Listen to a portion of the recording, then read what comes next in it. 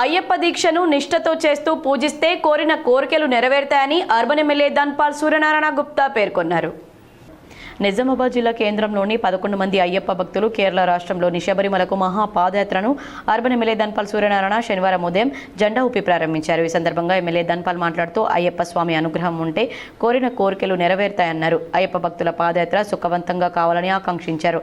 ఈ పాదయాత్రలో పురంశెట్టి నందకిషోర్, నూరు రాజేందర్, వేణు, సాయిరెడ్డి, సుధాకర్, దీపక్, గంగా ప్రసాద్ పాల్గొన్నారు. ఆయన బృందంలో పోసిన ప్రతి గురుస్వామి కూడా అయ్యప్ప స్వామి ఆయన జీవితకాలం మొత్తం గుర్తుంచుకుంటాడు. అంటే ఆ మహాపాదయాత్ర ఎంత ఆనందంగా ఎంత అద్భుతంగా జరుగుతుంది అంటే చూస్తూ చూస్తూ దినాలు గడిచిపోతాయని చెప్పి నిజంగా ఈరోజు ఇందూర్ నగరం చేసుకున్న భాగ్యము. మహాపాదయాత్ర అంటే మామూలు విషయం కాదు, ఆ సంకల్పమే మహా గొప్పది.